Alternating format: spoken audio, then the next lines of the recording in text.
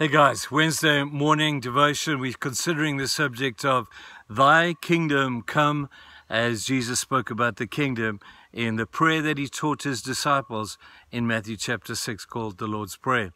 Thy Kingdom Come. As believers, we have a king. He has a kingdom, and we are part of his kingdom. The kingship of Christ is going to be reflected in your life by the way that you live. You can tell who the king of your life is by your values, by your priorities, by the way that you value the things around you, the way that you deal with people and issues. You can tell who the king of your life really is.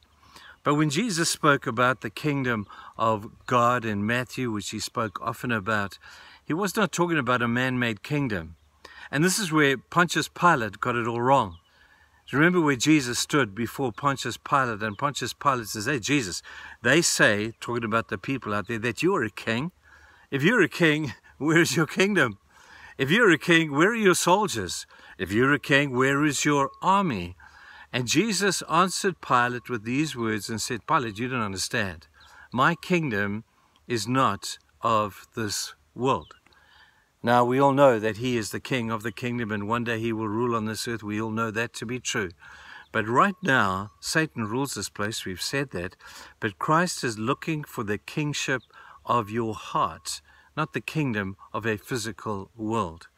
We spoke about this a little bit yesterday, but if Jesus is the king that rules in your heart, that is where the kingdom of God really begins. Now, when you look at human kingdoms, you look around the world, and history tells us that there have been 21 dominant kingdoms of God throughout the course of human history. We had the Egyptians, we had the Babylonians, we had the Greeks, we've had all these different powerful kingdoms on this earth.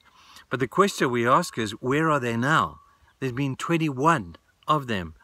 Alexander the Great ruled about half of the known world at that particular time. But let me ask, where is his kingdom now? His kingdom is gone, and only the ruins remain. People, let me tell you that when the kingdom of God is established, and it will be established, no kingdom will stand against it. It stands forever, and especially when it rules on this earth, which it one day will, there'll be no other kingdom to oppose it. They will be, but they won't last. And so the kingdom of God right now is not some man-made institutional kingdom. That will come when God creates his own kingdom here on earth. But right now, he's more concerned about the kingdom of your heart. Don't fall into the trap that the disciples made in the book of Mark, where Jesus prophesied about his death, and they panicked. They said, Jesus, you can't die now. You haven't established your kingdom yet. You see, they thought that his kingdom was a physical kingdom, and Jesus said, guys, you don't understand. That will one day come. But right now, I'm more concerned for the kingdom of God that needs to be born into your heart. The question I ask again, and you're probably going to get tired of me asking this, who's the king of the castle of your heart? Is it you? Are you still ruling? Are you still reigning? Are you still doing all the stuff that you want to do? Or can you truly say that Christ is the king of my life, and that everything else comes into subjection to him? Just have a look through biblical history, and you will see the benefits of Christ being the king. You will see the wonder we spoke about yesterday of the order of God being restored in your life. You'll see the blessing of God is reserved for those whom Christ is the king.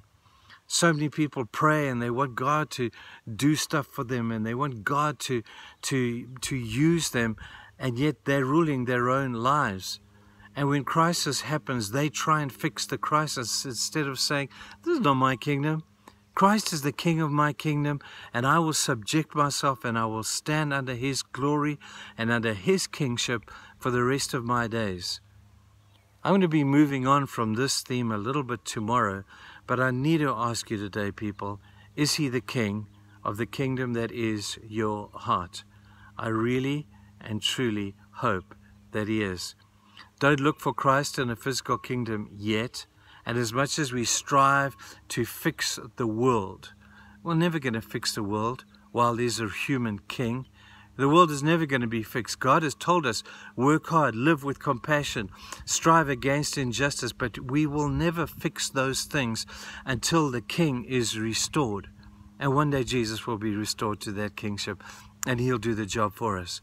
But in the meanwhile, we'll get some practice, and we'll do the best we can to restore his kingdom here on earth, knowing full well that that's only going to happen when he is the king. Now, take that principle and apply it to your life. It's exactly the same.